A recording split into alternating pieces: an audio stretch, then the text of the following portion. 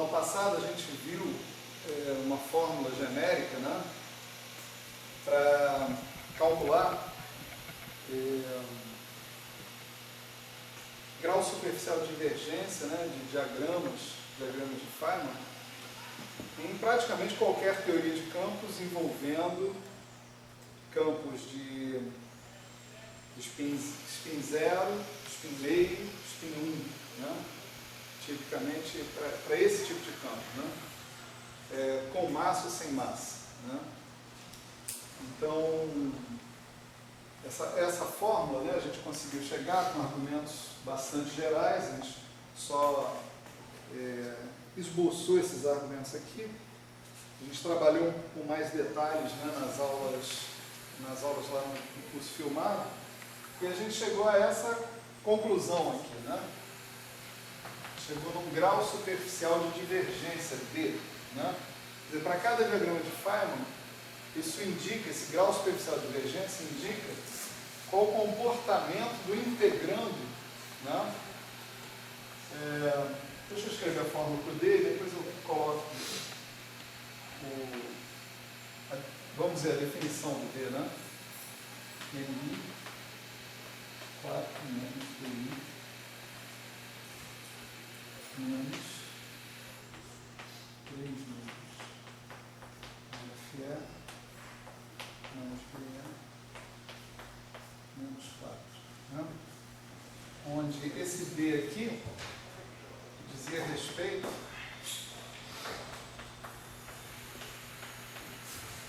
a um gráfico de Feynman genérico, né, com um número arbitrário aqui de linhas bosônicas e fermiônicas, né, externas, né? Aqui é o número de linhas fermiônicas externas, aqui é o número de linhas bosônicas externas, né? E a expressão desse gráfico, né, do integrando, né, você tinha um integrando, isso era você tinha um integral cujo integrando se comporta como módulo de K elevado a B. Certo? Então, se você tiver um integrando que se comporta isso, incluindo o elemento de integração, né? O elemento de integração dk conta como k elevado a d positivo, né? Então, os propagadores vão contribuir com potências de momento embaixo, os vértices podem contribuir com potências de momento em cima, né? Então você vai ter lá uma salada lá de momento e tal, não sei o quê. E o grau superficial de divergência no final é essa potência segundo a qual o integrando do seu gráfico se comporta. Então, se o D for igual a zero, por exemplo, né, o seu integrando se comporta como uma coisa do tipo dk sobre k, e isso vai para uma divergência logarítmica quando k tende a infinito. Né? Se o D é igual a 1, é uma divergência linear, né? D igual a 2 é uma divergência quadrática, D igual a 3 é uma divergência cúbica, né? Assim por diante. E D negativo, né, é convergência.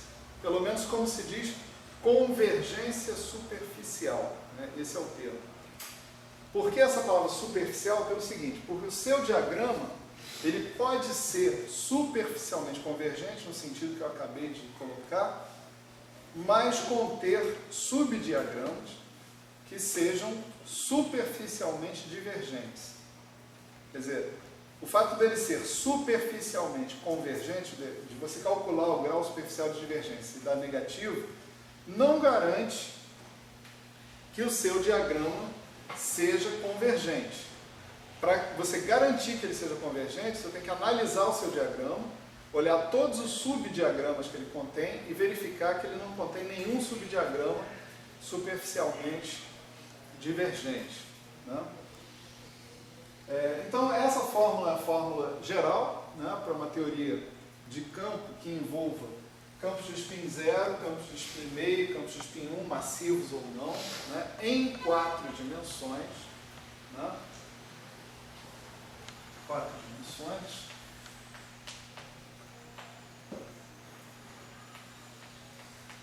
Ou 3 mais 1, como as pessoas gostam, né, para falar do tempo, do papel especial do tempo. Nessa fórmula aqui a gente tinha NI, o número de vértices que compareciam no gráfico. Então esse NI é para você obter olhando para o gráfico em particular que você está vendo. Né? É o número de vértices de tipo I. Né? Então, cada pedaço do seu lagrangiano de interação te dá um vértice, tá certo? O número dá um tipo de vértice. O número de vértices daquele tipo é o tal NI, certo? DI é a dimensão canônica, né? A dimensão canônica desse polinômio, né? Desse monômio, vamos dizer assim, que você constrói com os campos, com seus campos interagentes, com seus campos no lagrangiano de interação. Né? Então, por exemplo, né? Se você tivesse, né? Exemplo, né? Um cara do tipo psi barra psi ao quadrado, isso aqui é um termo de interação. Né? Aliás, é um termo de interação bem famoso. Ele representa a teoria de Fermi das interações frágeis. É a primeira teoria, isso é um tipo, né? Não estou dizendo que a teoria de Fermi é exatamente isso, mas ela envolve interação de 4 Fermis no mesmo ponto. Né? Foi o primeiro tipo de teoria que você tirou para as interações frágeis. Então você vê aqui que o campo psi representando um espinor em 4 dimensões, ele tem dimensão canônica 3 meios. Isso a gente viu na aula passada. Né? Portanto, psi barra psi possui dimensão canônica 3. Tá certo? Então, psi barra massa elevada a 3. Né? Psi barra psi ao quadrado possui dimensão canônica de massa elevada a 6. Né?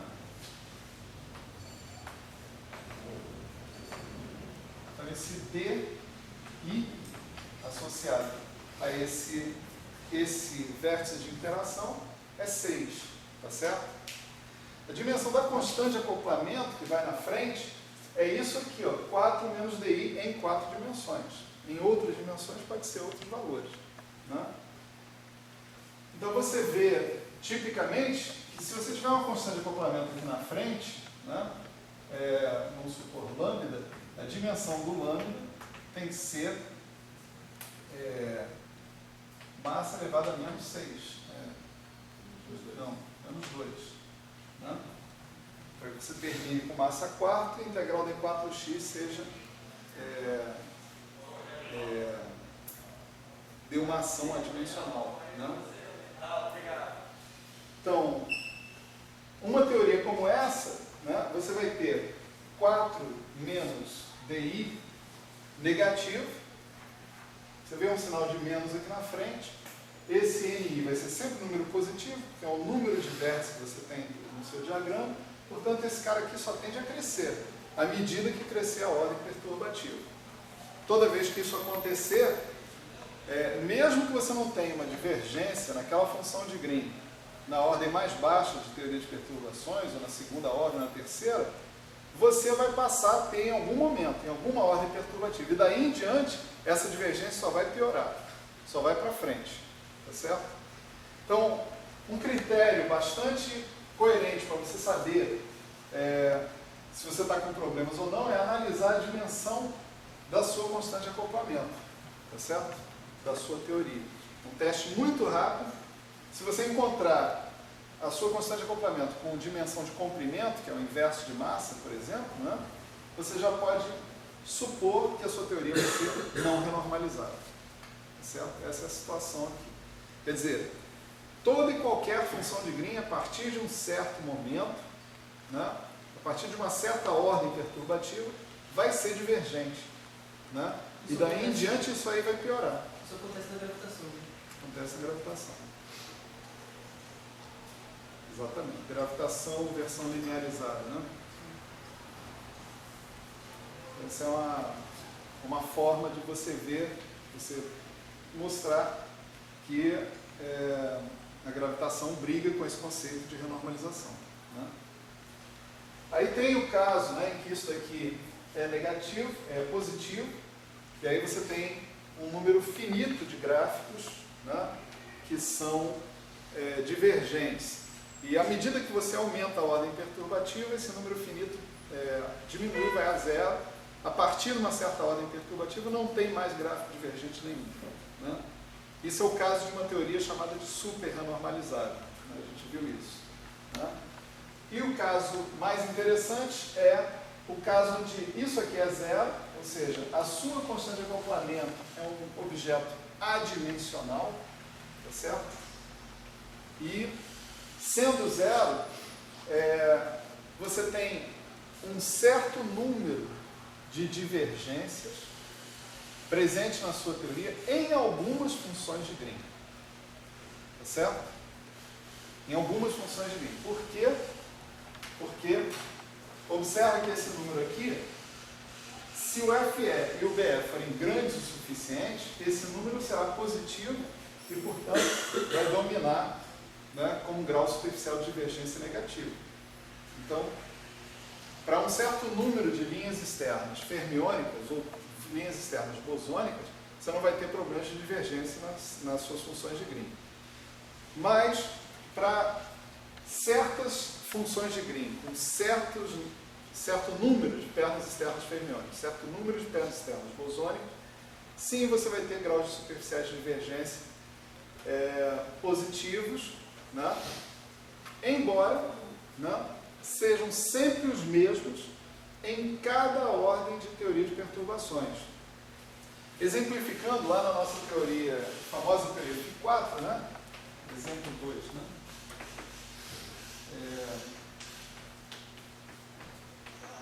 A dimensão canônica do φ é 1, né? Bom, de qualquer forma, a dimensão canônica do φ é 1, então a dimensão desse cara aqui é massa elevada a quarto, então o lambda é adimensional. Então aqui o cara se qualifica para ser uma teoria renormalizada, né? Com uma interação desse tipo, você pode mostrar que as funções de Green com número ímpar de pernas externas bosônicas, né, são zero. É claro que não tem férmia nessa teoria, então o número de pernas fermiônicas é zero. Então você tem duas possibilidades, né? O seu grau superficial de divergência é menos BE, é 4 menos BE, né? Então você pode ter BE igual a 2 ou BE igual a 4. São as possibilidades onde você tem divergências, né? Todo mundo que for com duas pernas externas bosônicas vai ter o mesmo grau de divergência.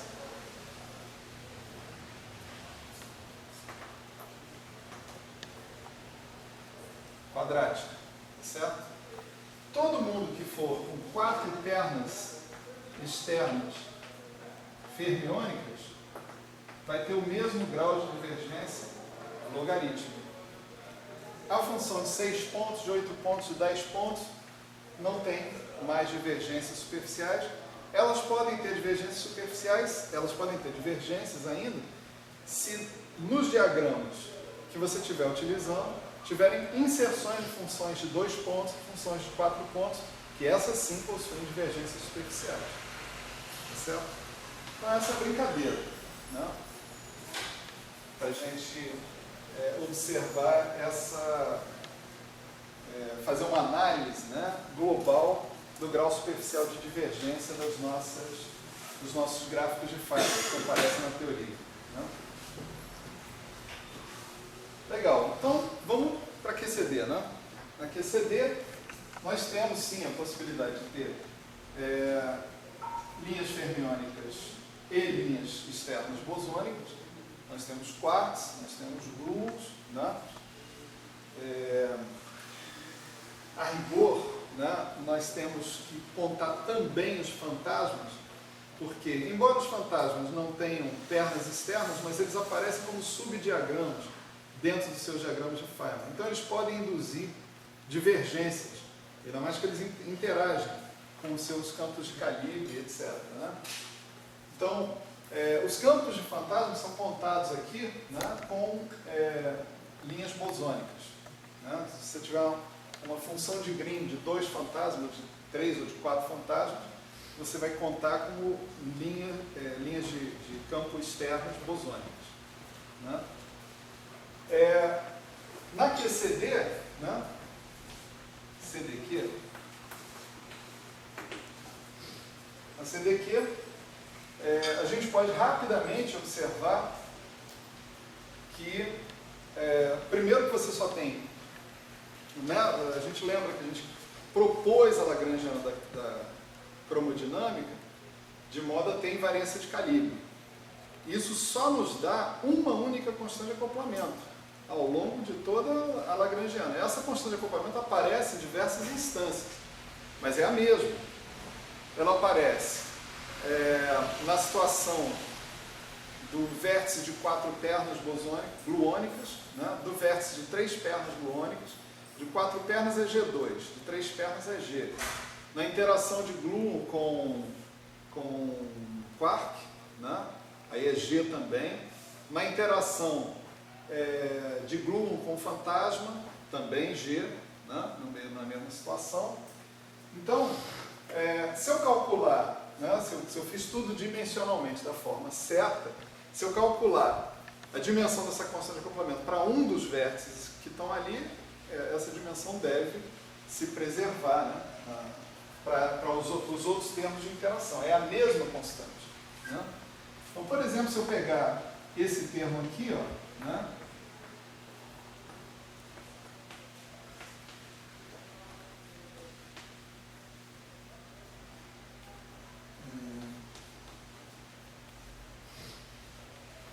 Que é o vértice de quark gluon, né? Eu tenho férmions aqui, eu tenho campo de gauge aqui, esse cara é 3 meios, a dimensão canônica dele, esse cara é 3 meios e esse cara é 1. Né? Então 3 meios com 3 meios, 3 com 1 dá 4. Então esse monômio que está aqui já é quadridimensional, o que significa que a dimensão da nossa constante de acoplamento é massa elevada a 0. Certo? Portanto, nós estamos nessa situação em que a gente pode ignorar esse cara aqui. Estamos na situação de uma teoria que nós dizemos que é renormalizável por contagem de potências. Tá certo? Isso não quer dizer que a teoria seja renormalizável. Ainda tem trabalho para fazer para conseguir afirmar uma coisa dessas. Entendeu? Você tem que mostrar que, de fato, nada estraga a renormalizabilidade da sua teoria à medida que você vai avançando loops e loops e loops à frente. Né? Então, de certa maneira, cada caso é um caso. Né? Mas a gente tem um negócio que nos deixa bastante tranquilos, né? Que é o trabalho que levou o Toft ao Prêmio Nobel, né? Que foi o trabalho de mostrar que todas as teorias de calibre não abelianas são renormalizáveis. O caso abeliano está incluído como um subcaso, embora o caso abeliano tenha sido o primeiro caso de uma teoria que foi provada como sendo renormalizável, a eletrodinâmica. Né? Então, graças a esse trabalho do Toft, que a gente não precisa rever em detalhes, né, a menos que, na verdade, eu vou precisar rever em detalhes, mas isso são outros 500, né? Eu, pelos meus motivos particulares no futuro. Mas, graças a esse trabalho do Toft, a gente pode ficar sossegado de dizer o seguinte: não, a cromodinâmica quântica é uma teoria renormalizável, mesmo. Você pode mostrar que ela pode ser deixada finita em todas as ordens de teoria de perturbações. Tá?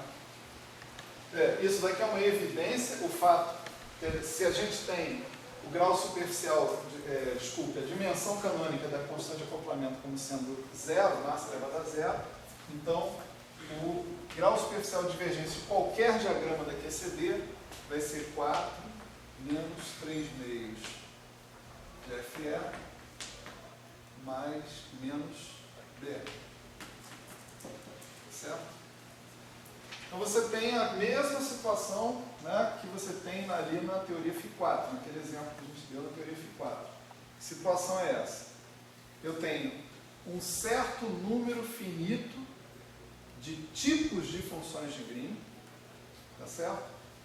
Que possuem gráficos, ou tem a possibilidade de produzir gráficos superficialmente divergentes, tá certo? A divergência superficial é sempre a mesma, independente da ordem perturbativa, ou de loops, ou seja lá do que eu estiver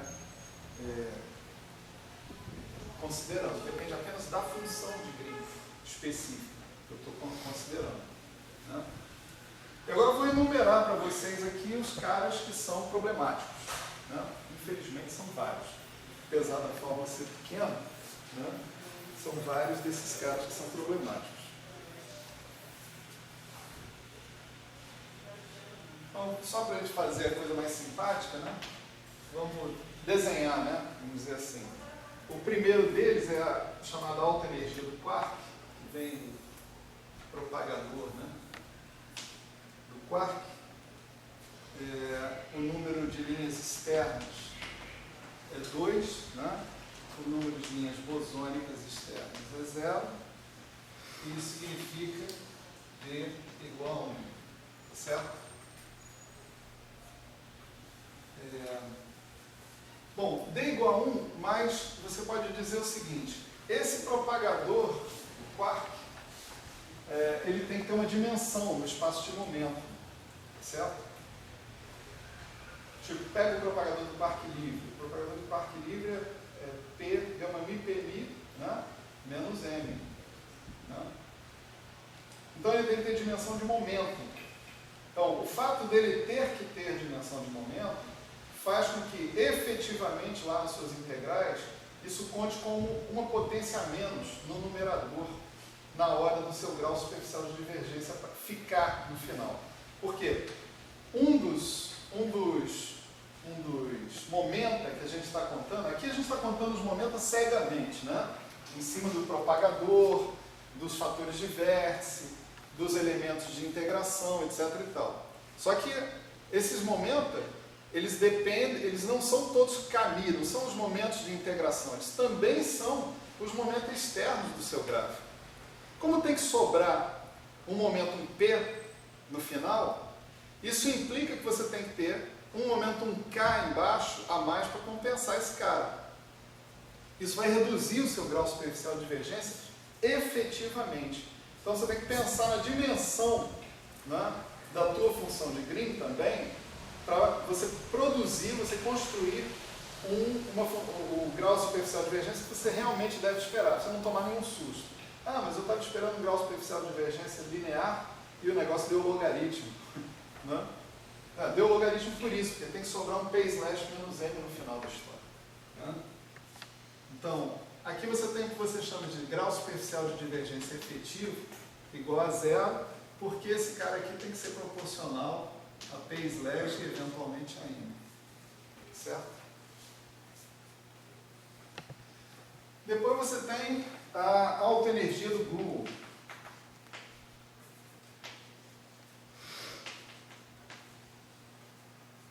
Aqui é o contrário, você tem FE igual a 0, BE igual a 2, né? O seu D, então, fica igual a 2, mas você tem um D efetivo também 0, porque o seu propagador do Gould, numa situação em que você tem invariância de calibre, ele tem que ser proporcional ao projetor transverso dentro o projetor transverso expresso em termos do momento do qual seu propagador depende. Ou seja, ele tem que satisfazer a equação de ser transversal. Se você pegar Pmi e contrair, né? Esse cara tem dois índices, mini, Pmi com Dmini, isso tem que dar 0. Ele tem que ser transverso. Para ele ser transverso, ele precisa depender de Pmi de maneira proporcional ao que você chama de um projetor. O projetor, no caso, nesse caso aqui, é um cara desse tipo, Pmi menos etamini sobre P2. Se você multiplicar esse cara, contrair esse cara com Pmi, tá certo? Aqui você vai ter P2 Pmi menos Pmi sobre P2, né? Peraí, tá algo errado aqui, ó. Faltando. Esse P2 vai aqui embaixo, lá em cima. Então, você pegar esse cara aqui e contrair com Pmi, vai ser P2 Pmi menos P2 Pmi que dá zero, tá certo? Então, o fato de você ter invariância de calibre implica que o seu propagador gluônico, né, vai ter que ser proporcional a um projetor desse tipo, tá certo? Então, você pode esperar ter um grau, se você tem duas potências de momento aqui, né, isso vai implicar uma redução do seu grau superficial de divergência para zero, tá certo? Depois você tem a autoenergia do Ghost.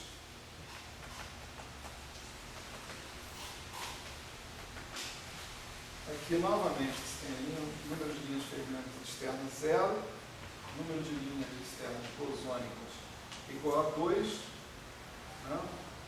Então, você tem também um grau superficial de divergência igual a 2 e você tem um D efetivo igual a 0, porque o cara tem que ser proporcional a P2, é a dimensão dele, em termos dos Ghosts. Né? Depois você tem funções de Green que representam o vértice de Ghosts. Né? Então você tem uma coisa assim.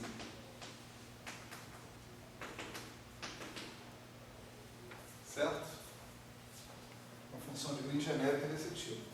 Aqui você tem FE igual a 0, BE igual a 3, isso implica D igual a 1 e D efetivo igual a 0, porque o seu vértice de Ghost, vamos só relembrar, né, como ele aparece na lagrangiana de interação, tem uma derivada. Né? Tem uma derivada no espaço de configuração. Quando você for para o espaço de momento, isso vai dar um momento. Eu escrevi o vértice explicitamente aqui, a versão simetrizada dele, e vocês veem que tem momento dependente linearmente dos momentos. Né? Então, como ele tem que depender do Pmi, por causa dessa derivada, então o grau superficial de divergência efetivo é 0. Né? Depois a gente tem o vértice fermiônico.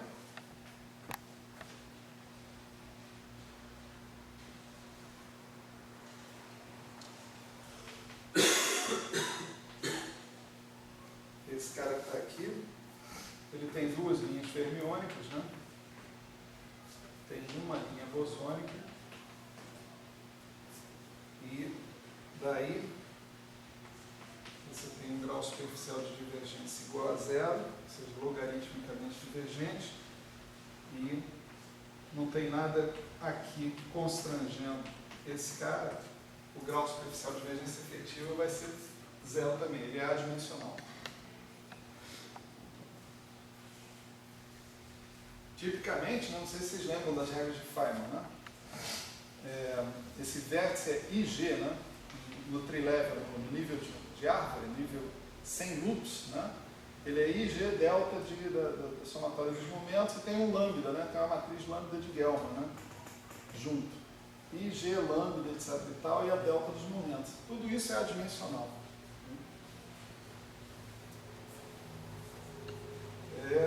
Então, o vértice fermiônico era esse.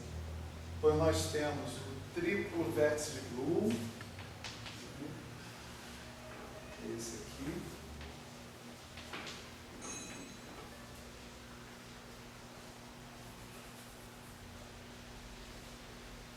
Nós temos FE igual a 0, BE igual a 3, o que implica, né, no D igual a 1 e o D efetivo igual a 0, porque esse vértice também contém uma derivada. Né?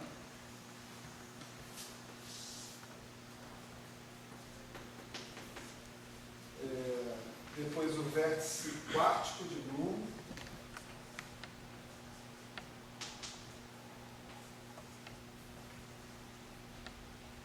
vértice quarto de Bloom, tem FE igual a 0, BE igual a 4, né?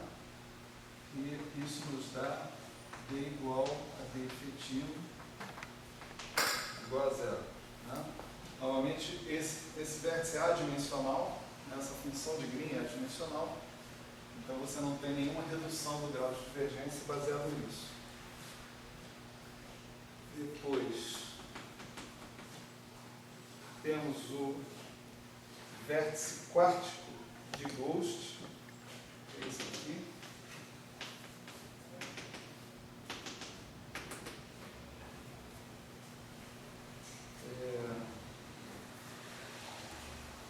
Esse tem FE igual a 0, BE igual a 4, isso implicaria D igual a 0.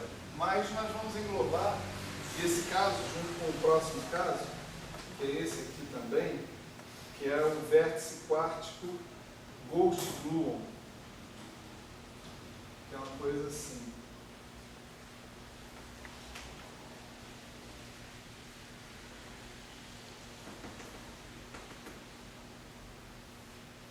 Esse também é FE igual a 0, B igual a 4, D igual a 0.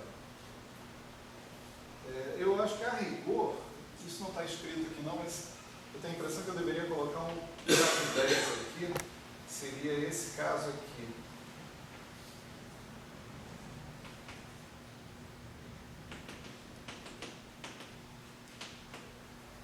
Três gluons, mesma coisa, né?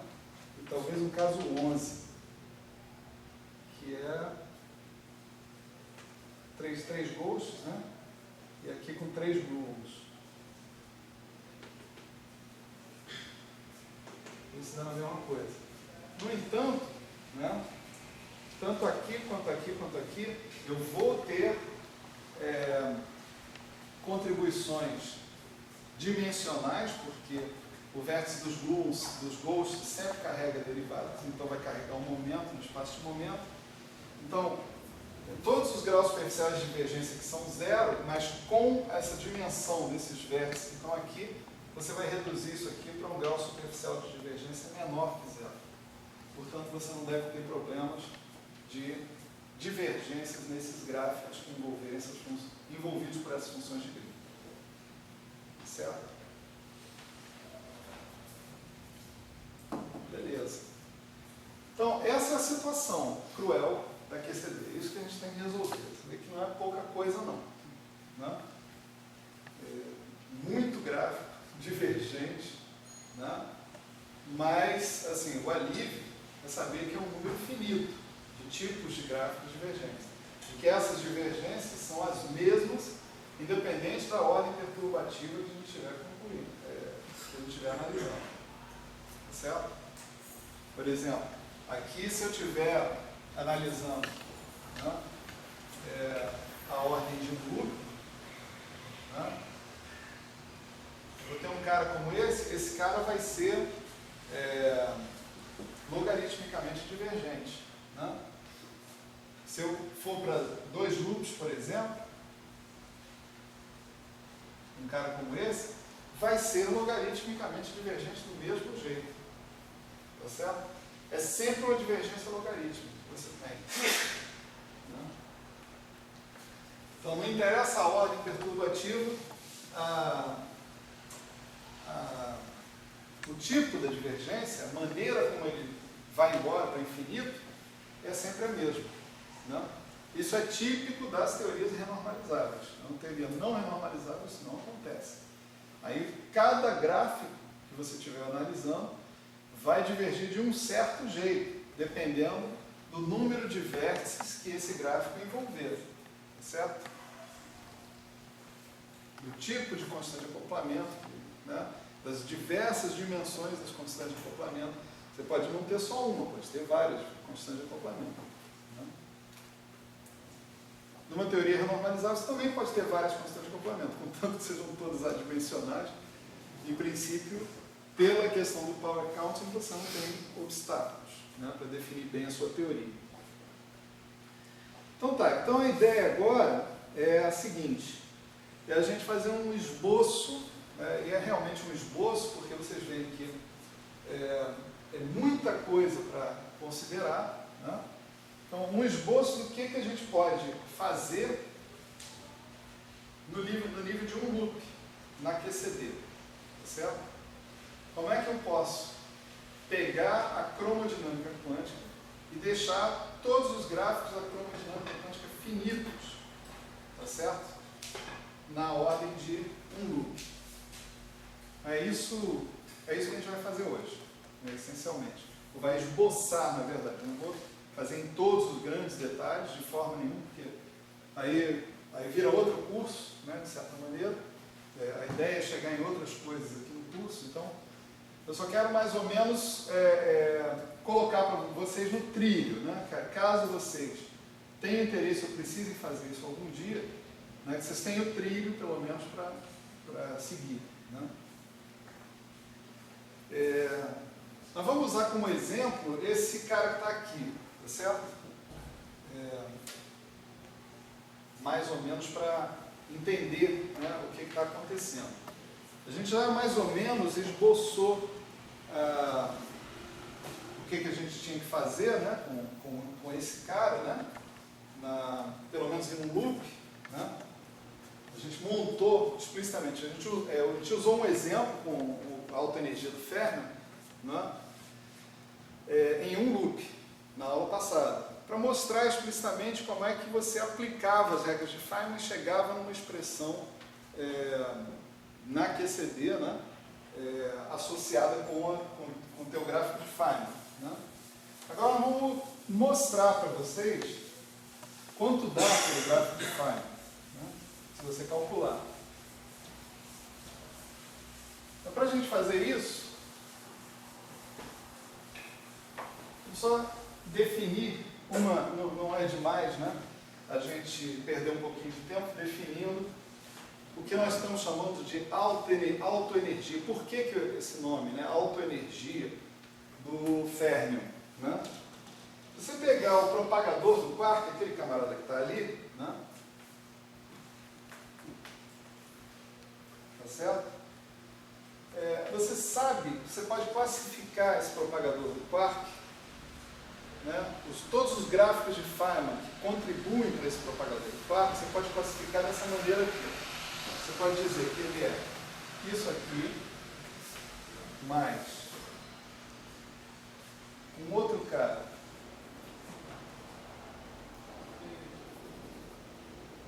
deixa eu denotar de forma diferente,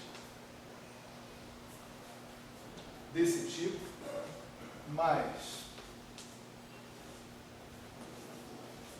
um outro cara desse tipo, mas agora dá para imaginar o que vem pela frente. Mas, é claro, para a gente escrever isso aqui desse jeito, eu preciso dizer o que eu estou querendo dizer com isso, né? Olha só, a estrutura do que eu estou propondo ali.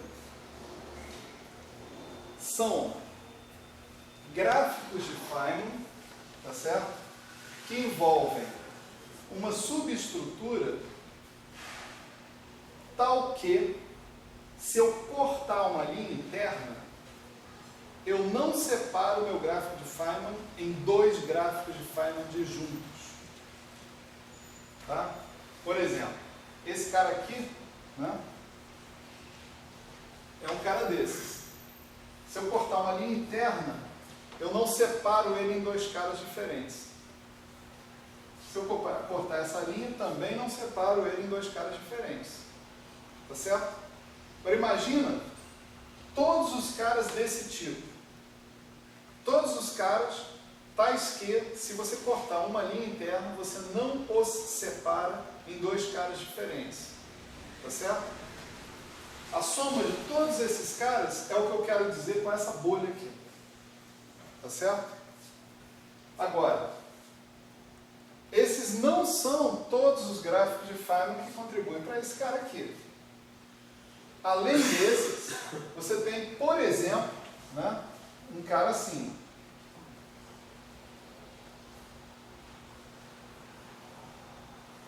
Certo? Esse gráfico aqui é tal que se eu cortar uma linha interna, eu separo ele em dois gráficos distintos. Ó, essa linha aqui. Tá certo? Mas esse gráfico que está aqui, essa contribuição que está aqui, eu posso dizer que está contida nessa expressão que está colocada ali. Tá certo? Se eu tiver um outro gráfico de Feynman, por exemplo, né? Minha imaginação é curta, então vocês me desculpem, viu? A falta de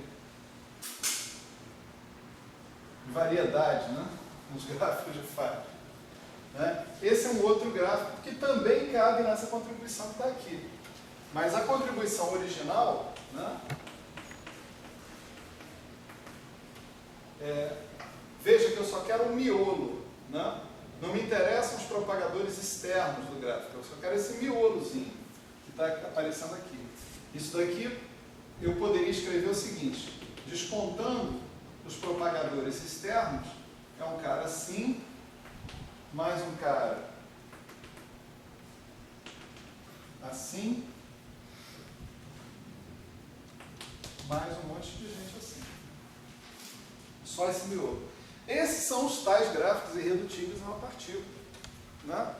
Quer dizer, se eu conheço todos os gráficos irredutíveis a uma partícula que contribuem para a função de dois pontos, eu tenho, para esse objeto que está aqui, eu tenho a função de dois pontos. Tá certo?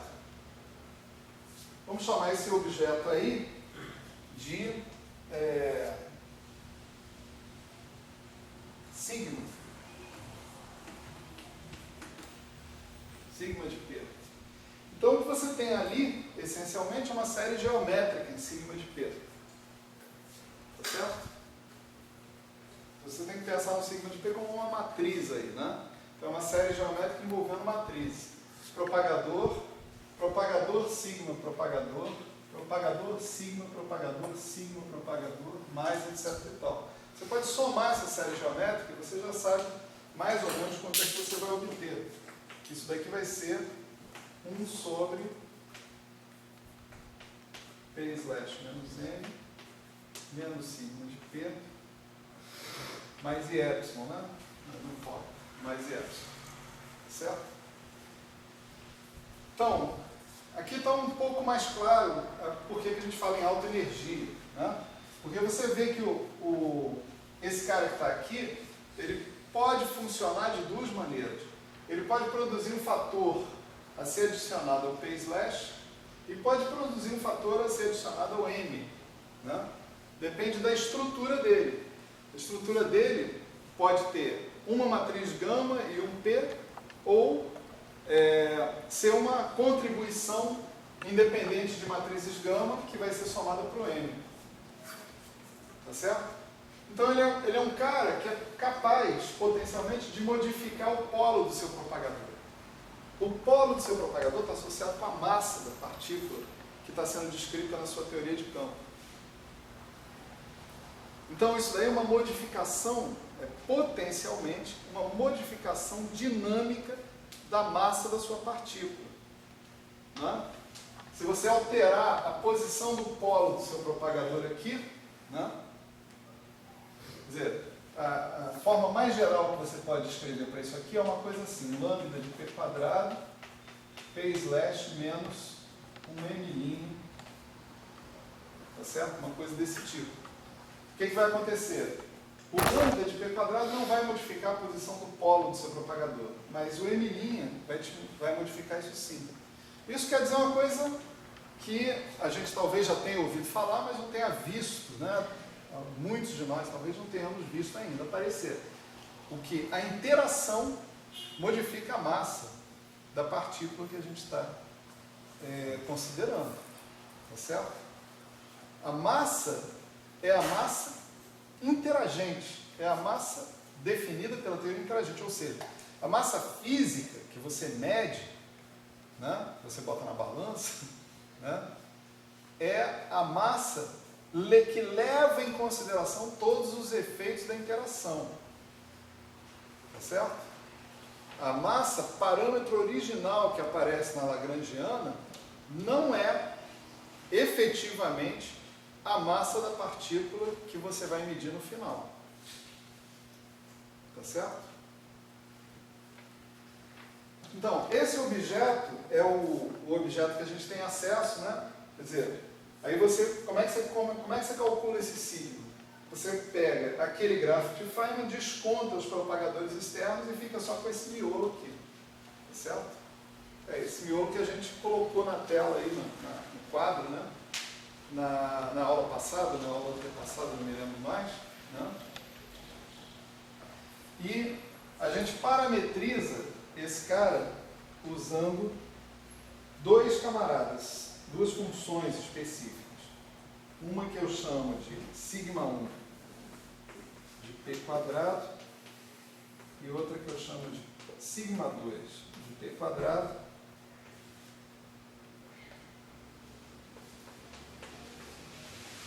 Uma vem proporcional à identidade, outra vem proporcional a esse termo p/-n. Tá certo? Como é que eu descubro quem é sigma 1, quem é sigma 2? Calculando efetivamente os gráficos de Feynman. Certo? Um depois do outro, da minha teoria. Né? Então, a ideia aqui vai ser escrever para vocês quem vão ser esse sigma 1 e sigma 2 em um loop. E quem vai definir, né, quem é sigma 1 e sigma 2 é o resultado de uma dada integral que nós vamos fazer em um loop. Porque em um loop é mais fácil, só isso.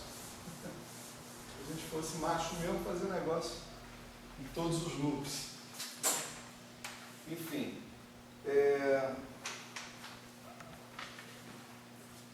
Só para relembrar, né, o nosso sigma 2,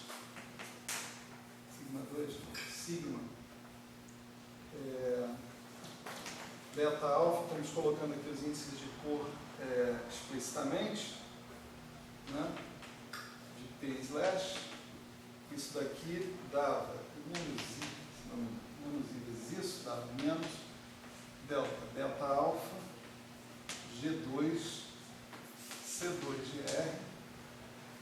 Esse C2GR é um fator de teoria de grupos que tinha a ver com o traço de lambda A, lambda B. Né? Traço de lambda A sobre 2, lambda B sobre 2, dava C2GR delta B. Né? Dava isso. Então aí a gente tem integral de 4K sobre 2π a quarta, 1 sobre K mais P ao quadrado, menos M2, K2. Tudo isso eu tenho que colocar mais e epsilon, né? Eu não estou colocando, mas deveria colocar.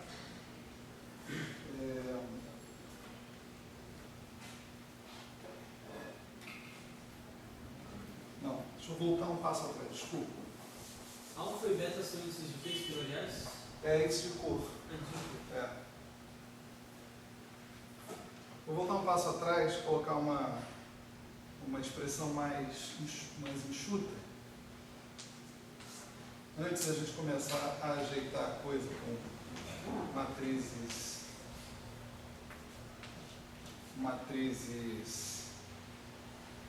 fazer o que se chama de gamologia, né?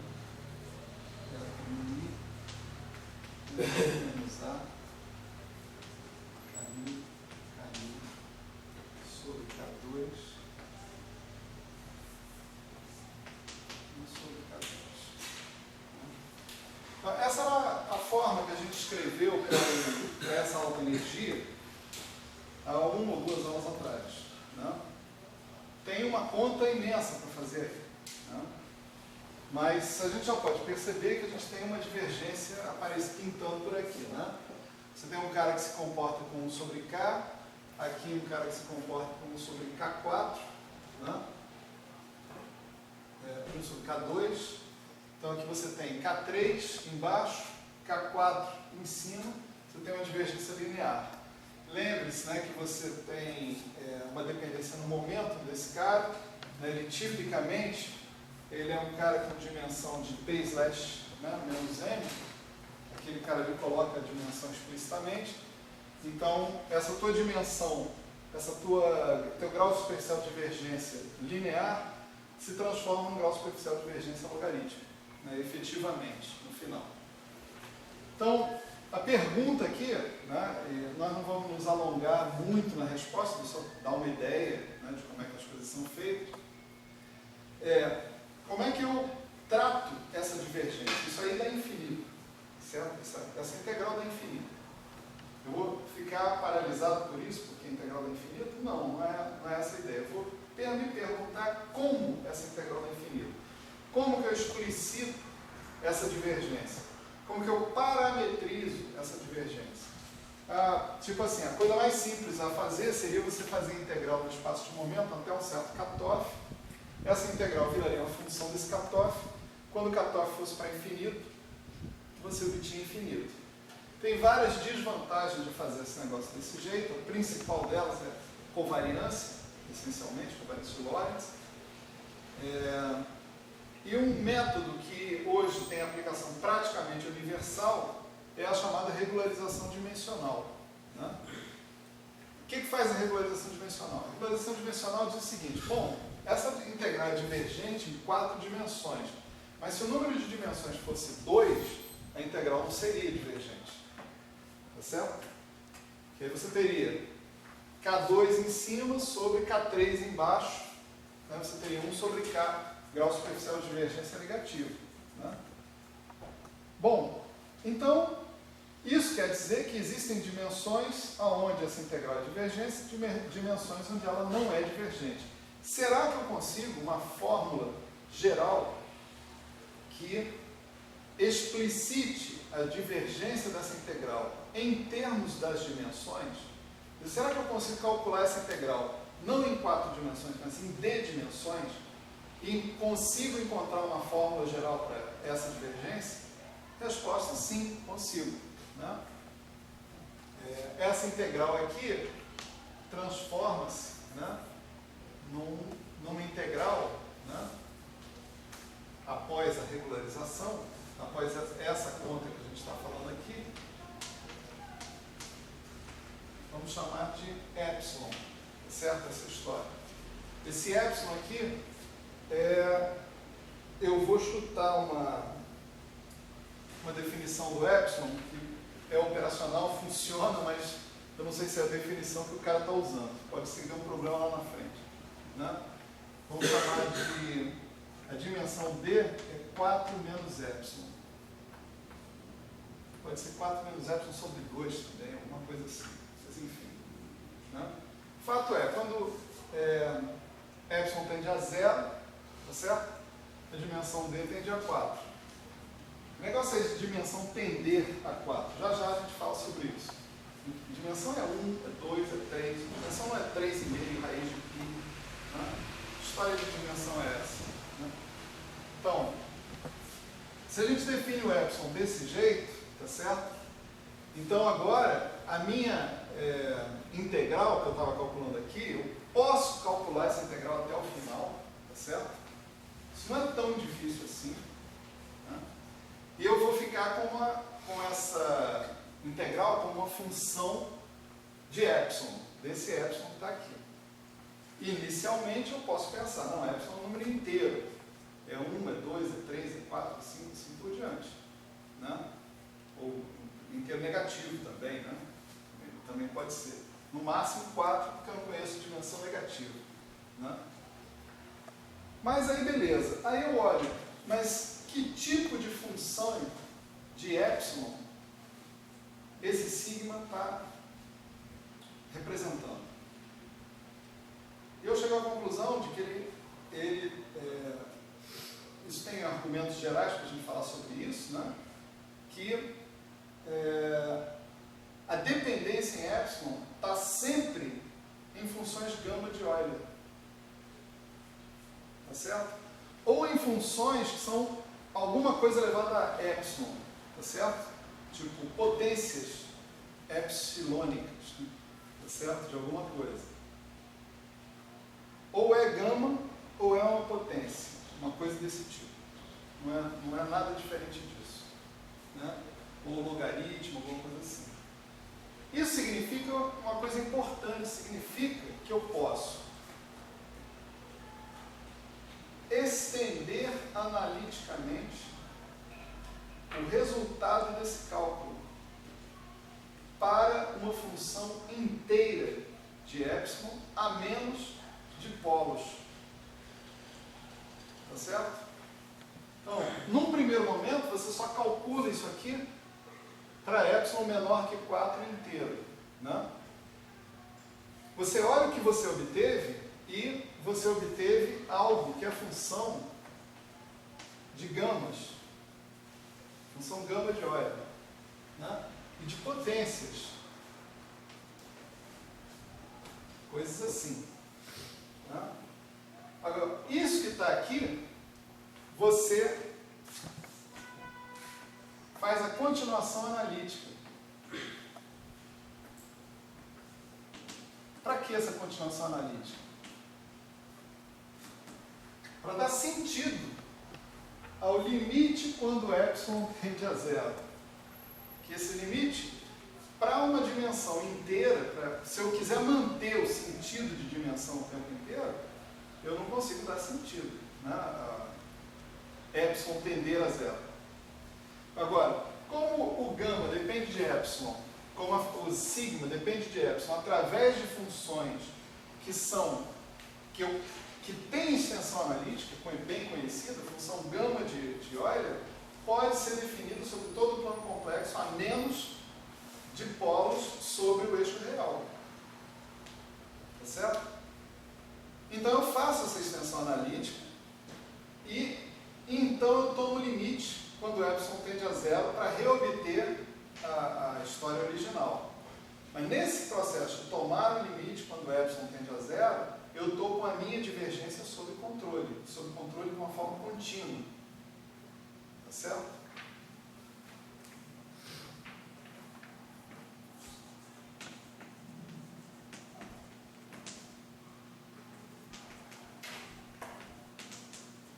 Ela está sob controle, mas ainda está lá, né? Está lá, claro. Não saiu de lá, não. Vai mostrar o que a gente faz com ela.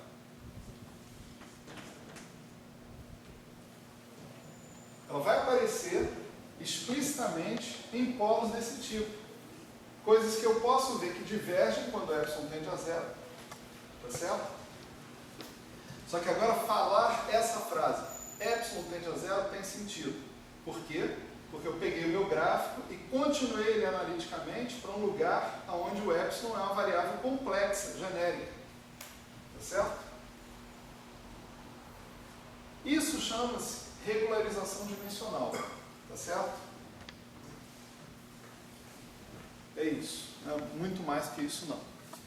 A regularização dimensional foi inventada por aquele senhor que está ali naquele quadro, junto com outro senhor, ambos infelizmente já falecidos, Bolini e Jean-Piaget, né?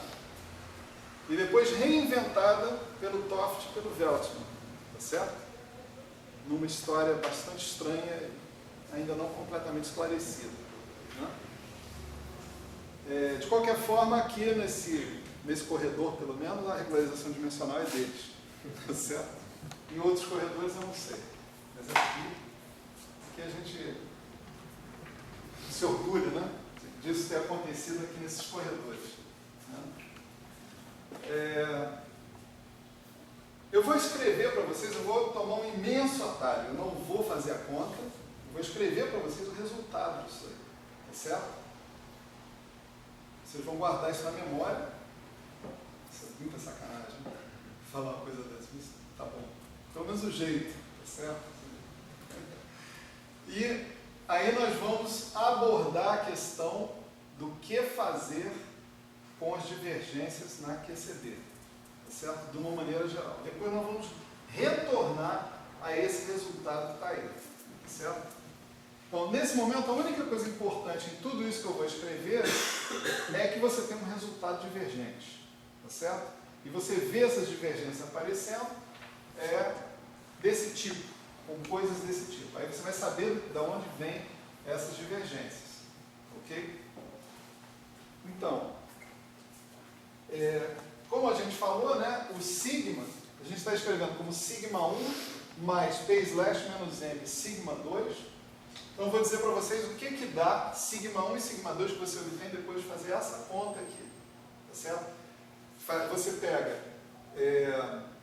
expande essa estrutura toda, quer dizer, coloca essa matriz aqui para cima, né, embaixo o propagador K mais P2 menos M2, né, calcula esses traços, rearranja o integrando todo, aí sim você aplica, a partir de um certo momento, a regularização dimensional.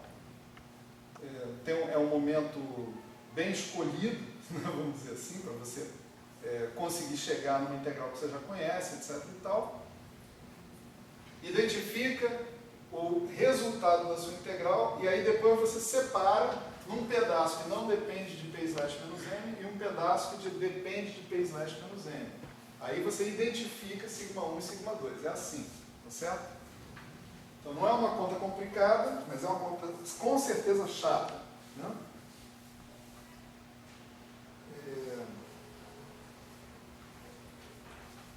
O resultado é o seguinte, e lembrem-se que isso sigma 1 e sigma 2 estão definidos para todas as ordens perturbativas, né?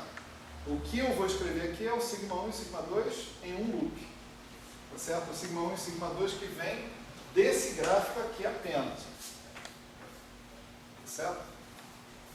Então, o sigma 1 alfa beta, ele é assim, delta alfa beta, M, G, I elevado a epsilon, ao quadrado sobre 4π ao quadrado, C2R. Já eu explico para vocês o que é esse Mi, tá certo? É um minuto só. C2R, e aí aparece menos 3, 1 sobre epsilon, menos logaritmo de 4π, mais gama. Esse gama é aquela constante de Euler-Mascheroni. Estou falando merda? Euler-Mascheroni é o E ou é o gama? É o gama, né? Então é Euler-Mascheroni mesmo. Tá certo. Mais ln de M2 sobre Mi2 mais 4 mais A 1 menos M2 sobre P2 menos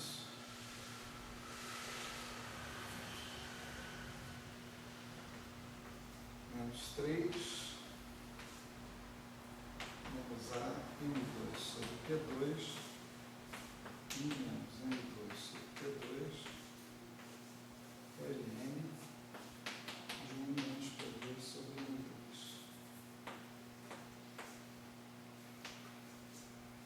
Mas é o sigma 1 alfa beta, né? Daqui a pouco eu escrevo sigma 2, vamos falar sobre o Mi um pouquinho. Você observa o seguinte, que à medida que você sai da dimensão D igual a 4, né, você muda a dimensão da sua constante de acoplamento. Tá certo? Sua constante de acoplamento é adimensional em D igual a 4. Em dimensões superiores ou inferiores, a dimensão dela varia, né? Ela pode ter dimensão de comprimento, ou pode ter dimensão de massa, né? E pode ser adimensional. No caso, é adimensional em D igual a 4. Quando ela tem dimensão, ela não representa um parâmetro interessante de expansão, porque ela só é um bom parâmetro de expansão se ela for adimensional, tipo a constante de estrutura fina, né? Alfa, 1 sobre 137. Isso é uma coisa que toda vez que aparece um alfa, um alfa 2, alfa 3, alfa 4, você tem uma diferença de magnitude, mas você está comparando bananas com bananas e maçãs com maçãs, e não bananas mais maçãs mais não sei o que. Então, de modo a você ter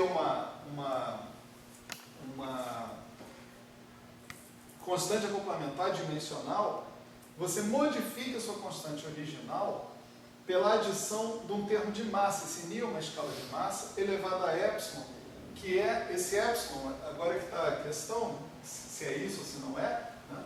Ele é escolhido, né, estrategicamente para compensar a variação da dimensão do teu constante de acoplamento. Não sei se é 4 menos epsilon, mas 4 menos epsilon serve por agora, né? Então, se eu estou em D dimensões e o G tem uma certa dimensão, G vezes Ni elevado a epsilon é adimensional. Então eu posso trabalhar com potências de G vezes Ni elevado a epsilon. O que eu ganho com isso? O que eu perco com isso? O que eu ganho com isso? Que eu tenho parâmetros adimensionais para fazer a história. O que eu perco, entre aspas, né, com isso? É que depois eu vou subtrair coisas daqui. Quando eu subtrair coisas aqui, pode ser que eu termine com a minha teoria dependente desse parâmetro massivo que eu introduzi aqui.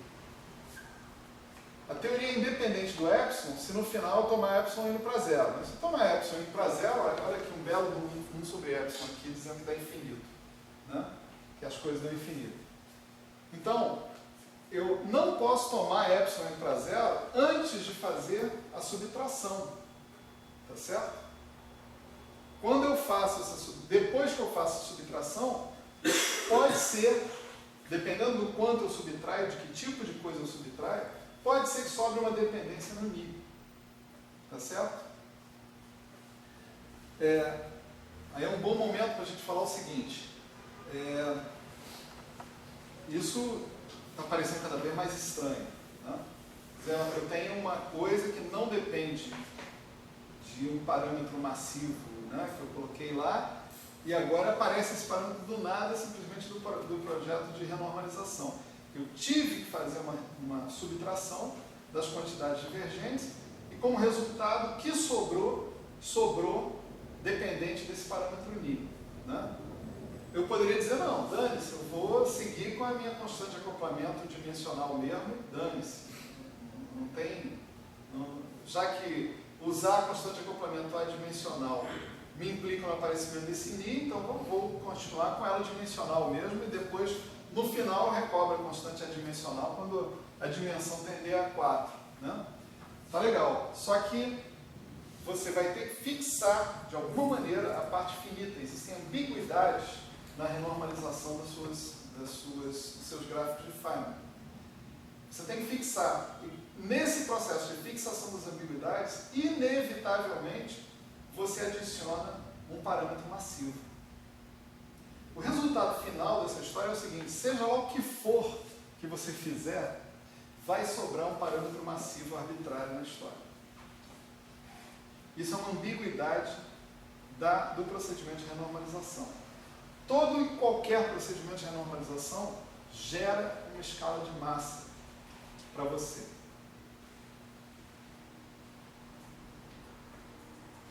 Longe de ser um problema, né? Quer dizer, isso é uma das coisas que implica em que você tem sempre quebra da simetria conforme.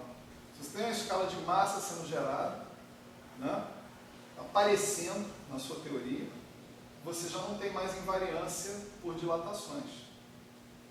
Tá certo? Então, sempre você quebra, numa teoria renormalizável, a simetria conforme. Tá certo? O fato de aparecer esse Ni aqui não é nenhum acidente. Ele aparece aqui, como se você insistir em não botar ele aí, ele vai aparecer mais na frente, mais em outro canto. Mas ele pode aparecer talvez em núcleos superiores? Vai aparecer. Não, por exemplo, ele pode não aparecer no primeiro loop, em alguns casos? Pode eventualmente não aparecer no primeiro loop, mas aparecer em outros loops. Tá certo? O que mais que falta aqui a gente dizer? A, né? Esse Azinho que está aqui é o parâmetro de calibre, tá certo? Eu chamei de alfa, mas o texto aqui que eu estou seguindo está chamando de A, né? É o parâmetro de gauge, o parâmetro de calibre, aquele cara que aparece na frente do termo de fixação de calibre, né? Tá certo? A sobre 2, 1 sobre 2A, dmi é meu quadrado. Tá? Então, esse é o resultado, não vou enganar vocês, isso é uma conta grande para cacete, honestamente. E esse é só o primeiro de muitos gráficos, de pelo menos aí 8 tipos de gráficos, né, que são superficialmente divergentes. Então você vê que fazer a renormalização dessa história não é uma tarefa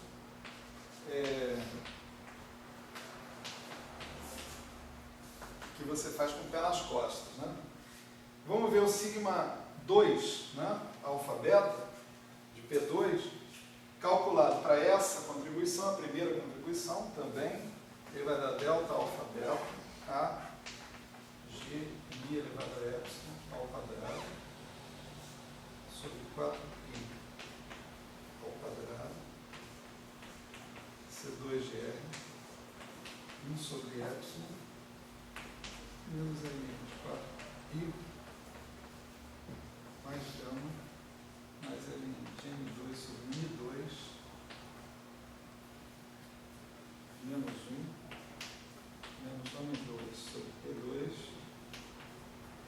mais 1 menos m4 sobre P4 L1 sobre P2 sobre m2. Esse é o sigma 2, certo? Então assim, não fizemos a conta explicitamente, né? Mas podemos ver, se vocês mais ou menos visualizam o que eu estou propondo, né, que você tem divergências tanto no sigma 1 quanto no sigma 2. Portanto, a alta energia do férmio é de uma quantidade divergente. Esse objeto aqui, que é o objeto que a gente está calculando, essencialmente. Ok, então está constatado que o sigma é uma quantidade divergente. A gente localizou exatamente onde está a divergência, né? E agora, nós fazemos o que com ela? Né? Então, o próximo passo aqui vai ser mostrar para vocês, pelo menos no exemplo do sigma, como é que a gente faz para definir esse objeto de maneira finita. Certo? Vamos lá.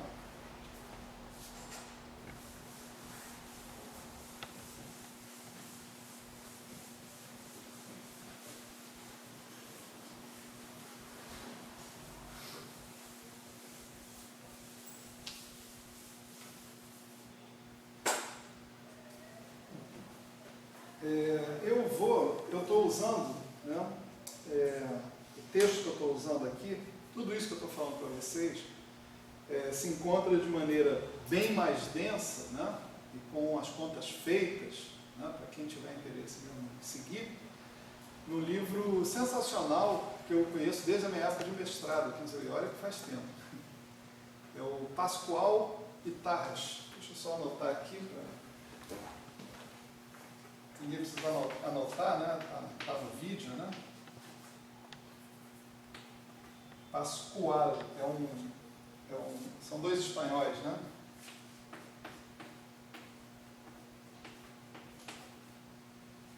Eles têm o livro deles, chama-se QCD,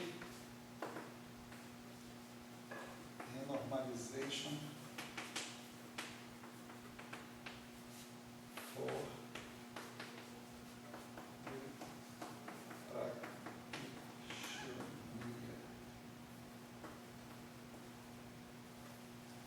normalização para o praticante, não sei, né? Para o prático. O livro é muito bom pelo seguinte, né? Quer dizer, para quem na verdade está precisando discutir mais essa questão da renormalização de teoria de calibre, porque ele calcula, né? Um monte de gráficos ele calcula, ele te dá um apêndice com praticamente todas as integrais que você pode precisar para abordar o seu problema a qualquer número de loops. Ele faz a renormalização explicitamente, né? E É tipo assim, é uma raridade, é uma coisa que você não encontra em qualquer lugar. Na maior parte dos lugares, você vai encontrar o cara citando o resultado de um paper tal, e se você quiser, você tem que ralar o peito naquele paper e, né, e se defrontar com todos os problemas e ninguém para te explicar. Certo? Então ele prestou um serviço e tanto, né, para a comunidade ao escrever esse livro. Ele explica as coisas. Né? Embora seja um pouco telegráfico às vezes, mas dá para você suprir as lacunas quando você está estudando mesmo. Né? Então a história é a seguinte, né? A gente viu na QCD que a característica, né, das divergências é ser do mesmo tipo e localizada em gráficos específicos, certo? Gráficos específicos. Todos os gráficos que estão lá, certo, correspondem a termos que se encontram no Lagrangiano. Todos os gráficos são divergentes, que apareceram aqui, que eu montei aqui, correspondem a termos que estão aparecendo no Lagrangiano de alguma forma. Por exemplo, eu tenho propagador do Fermi, né? Você tem um termo no Lagrangiano que dá o propagador livre, essencialmente, né? E mais os termos de interação que vão corrigir esse cara que está ali. Né? Então tem lá, o gráfico do propagador do Fermi é um cara divergente. Eu tenho um termo no Lagrangiano que está falando sobre o propagador do Fermi. Eu tenho o vértice de 3 gluons, o vértice de 4 gluons. Todas as divergências, o vértice de gluon fantasma, né? Todas as divergências que apareceram aqui na minha contagem de potências, elas estão dentro do meu Lagrangiano, tem termos que correspondem a essas divergências no nível de árvore, no nível sem loop nenhum. Tá certo? Todos eles. Então a ideia é fazer o seguinte, bom, olha só. Se todos os gráficos divergentes são de tipos que estão previstos pelo meu Lagrangiano, tipo propagador de gluon, propagador do Fermi, vértice gluon-Fermi, vértice de 3 gluons, vértice de 4 gluons, etc. E tal. Se todos os gráficos são desse tipo, né, quem sabe eu não consigo adicionar termos ao meu Lagrangiano com constantes apropriadamente escolhidas, dependentes desse parâmetro, epsilon, de modo que elas gerem contribuições para os mesmos gráficos, tá certo? E, com uma escolha adequada das constantes, eu consigo jogar fora a parte infinita dos caras antes de mandar o epsilon para zero. Tá certo? Essa é a estratégia. Então, tipicamente, né, eu vou usar a notação do Pascoal, embora eu não veja muito sentido em algumas coisas algumas notações dele. Se você mudar o Lagrangiano, então você está ativamente mudando a teoria. Parece que sim. Né? Eu tenho que dizer assim, parece que sim, para você que está vendo o negócio sob esse ângulo que eu estou mostrando. Né? Você tem todo o direito de falar isso. Né? Mas tem uma coisa a mais aí, né, por trás, que é o seguinte. Você pode provar que as suas funções de Green, que são as coisas que a gente está calculando ali, elas são ambíguas na diagonal. Ou seja, você tem uma função g de x1, x2, x3, x4, quando x1 igual a x2, igual a x3, igual a x4, isso é o que a gente chama de diagonal da tua função de Green. Há uma ambiguidade. Você, ao fazer o limite da diagonal das suas funções de Green, o limite de chegar na diagonal das suas funções de Green, você pode usar a sua função de Green original ou a mesma função de Green com um somatório de deltas e derivadas de deltas, até certa ordem. é um teorema, né, em teoria de distribuições. Essa ambiguidade nas funções de Green pode ser produzida justamente pela adição de contratermos locais no seu lagrangiano. Quer dizer, você pode mostrar que se você colocar termos no seu lagrangiano que são locais, ou seja, que são dependentes de x, o que você está produzindo são termos exatamente, termos para as suas funções de Green, mudanças das suas funções de Green, por ambiguidades que já estão presentes nelas. Tá certo? Isso, assim, é seco. Isso não é uma coisa ajeitada nem nada. Isso é um fato matemático. Suas funções de Green são ambíguas na diagonal por polinômios em deltas e derivadas de deltas. Fala. Quando você faz essa mudança no lagrangiano, você, por consequência, vai estar fazendo na hamiltoniana também. Então você vai estar mudando o espectro e tudo mais. Você vai ver o tipo de mudança que eu vou fazer, né? Você vai ver que não. Né? Não estou mudando o espectro. Mas eu vou guardar para responder a sua pergunta daqui a pouquinho. Né? A gente volta a ela, que ela é importante. Né? Mas agora deixa eu só fechar nessa pergunta aqui, Gabriel. Se você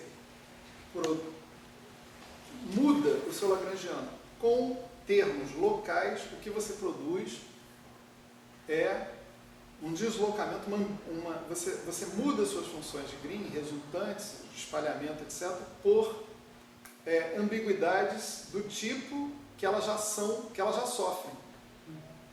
Tá certo? Esse é o ponto. Para isso, é preciso que a mudança no seu lagrangiano seja limitada aos termos que já constam no seu lagrangiano. Tá certo? No máximo, né? No máximo, tipo assim, se está faltando alguém em um loop, você coloca esse cara. Mas a 2 loops ou a 3 loops, você não tem mais o direito de colocar ninguém. Em alguma ordem de loops, você tem que parar. E dali em diante, você tem que ser capaz de tratar as divergências da sua teoria só com os termos que você já colocou. Se isso é possível, aí você tem uma teoria renormalizável, no final das contas. Essa é uma visão do espaço de configuração da renormalização, e não é uma visão usual. A visão usual da renormalização é a visão do espaço de momento. Né? Mas no espaço de configuração é que, de fato, você vê que diabos está acontecendo em termos de distribuições. Há uma ambiguidade na diagonal das suas funções de Green. Você adicionar contratermos locais, você simplesmente muda os termos já ambíguos que você tinha na tua diagonal. Então, de qualquer forma, o que você precisa fazer com suas funções de Green? Você precisa fixar essas ambiguidades. Como você faz isso? Você fixa essas ambiguidades impondo condições sobre suas funções de Green que vão depender dos parâmetros físicos da sua teoria. É aí que entra a física, na fixação dessas ambiguidades. Então você usa o fato da diagonal ser ambígua para se livrar das divergências. É um procedimento perfeitamente legítimo, do ponto de vista matemático. Eu gosto de falar isso, né, porque existe um mito de que a renormalização é empurrar sujeira para debaixo do tapete. Não é. Não é. Essa ambiguidade que você falou é por termos de deltas. Deltas e derivadas de deltas. Tá? Eu sempre prometo que um dia eu dou um curso sobre isso, né? Devagarinho. Mas para as pessoas que estiverem curiosas, mais curiosas sobre o assunto, onde isso é tratado de forma razoavelmente palatável, embora assim, seja uma lenha para ler também, é no livro do Scharf, né? O cara chama-se Scharf. E o livro dele chama-se Finite Quantum Electrodynamics. É um título muito provocativo. Ele mostra o seguinte: você tem duas opções para trabalhar com a eletrodinâmica quântica. Ou você faz a renormalização normal, como você faz, como todo mundo faz, ou você faz um tratamento da eletrodinâmica através do que você chama de distribuições singulares, que é mais ou menos trabalhar a eletrodinâmica desde o início, levando em consideração essas singularidades das distribuições, etc. e tal, né? E essas ambiguidades, né? Faça você o caminho A ou o caminho B, você vai terminar na mesma coisa. E ele mostra isso, pelo menos para a eletrodinâmica, né? Você termina no mesmo lugar. E o resultado é que ele pode comer aquele pedaço ali da regularização, tá certo? Nada que ele calcula é infinito. Nada. Tudo é finito, desde o início. Agora, depois que você lê o negócio que ele escreveu, você fala assim, não, pelo amor de Deus, eu prefiro fazer desse jeito. É muito, muito mais complicado, né? É uma análise funcional pesada pra cacete, né? Ele usa tendência algébrica, tipo isso? Usa o quê? Teoria quântica de campos algébrica, algo desse tipo? Não. Ele usa isso, análise funcional pesada. Então, olha só agora, o que eu vou fazer? Eu vou adicionar termos ao meu lagrangiano, tá certo? Visando que esses termos, por si só, gerem novas regras de Feynman. E quando eu for calcular as funções de Green que eu preciso, eu vou ter que levar em consideração também a contribuição desses termos. Essa que é a ideia, né? Esses são os tais contratermos locais. Eles são termos, como vocês vão ver aqui, todos eles do mesmo tipo da tua lagrangiana original, né? Então, por exemplo, a lagrangiana que a gente vai chamar de lagrangiana de contratermos, né, vai ser uma coisa assim, constante, C3 Yang-Mills. Não me perguntem por que essa notação, né? Deve ter boas razões, mas eu não consegui descobrir ainda. Pelo menos para alguns deles. Aí você tem uma coisa assim,